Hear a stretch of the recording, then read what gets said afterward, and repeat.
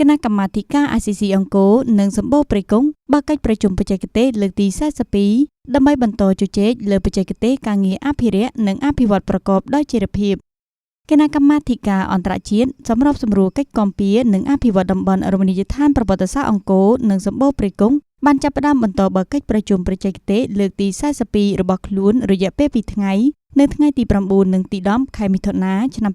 2026នៅខេត្តសៀមរាបដោយផ្ដោតលើការជជែកលម្អិតជុំវិញការងារជួសជុលអភិរក្សនិងអភិវឌ្ឍប្រកបដោយចីរភាពនៃតំបន់រមណីយដ្ឋានអង្គរនិងសម្បូរព្រៃគុកសម្រាប់កិច្ចប្រជុំនាពេលនេះក្រោមវត្តមានដ៏ខ្ពង់ខ្ពស់របស់លោកជំទាវបណ្ឌិតសភាចាភឿងសក្កុណារដ្ឋមន្ត្រីក្រសួងវប្បធម៌និងវិចិត្រសិល្បៈនិងជាប្រធានក្រុមប្រឹក្សាអភិបាលនៃអាជ្ញាធរជាតិអប្សរាកិច្ចប្រជុំដឹកនាំដោយសហប្រធានលោក Naga Khensu អនុប្រធានបេសកកម្មស្ថានទូតជប៉ុនប្រចាំកម្ពុជានិងលោក Pierre Vincent ទទួលបន្ទុកបេសកកម្មនិងវប្បធម៌នៃស្ថានទូតបារាំងប្រចាំកម្ពុជា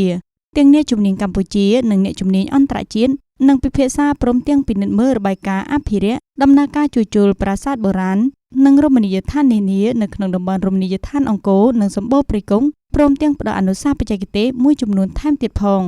បន្ថែមលើនេះស្មារតីនៃកិច្ចប្រជុំក៏បានបង្ហាញពីគោលបំណងសំខាន់ដោយផ្ដោតទៅលើការអភិរក្សថ្មប្រាសាទបុរាណនិងការអភិវឌ្ឍការធ្វើឲ្យមាននិរន្តរភាពបរិស្ថានព្រៃឈើព្រមទាំងគាំទ្រដល់ការបណ្ដុះបណ្ដាលធនធានមនុស្សលើជំនាញអភិរក្សនិងផ្នែកបច្ចេកទេសជាច្រើនក្រុមអ្នកជំនាញបានតាមដានការអនុវត្តអនុសាសន៍និងលើកនៅបទបង្ហាញអំពីវឌ្ឍនភាពការងារបច្ចេកទេសនិងបញ្ហាប្រឈមទៅលើការងារអភិរក្សនិងជួសជុលតាមបទដ្ឋានបច្ចេកទេសកម្រិតអន្តរជាតិ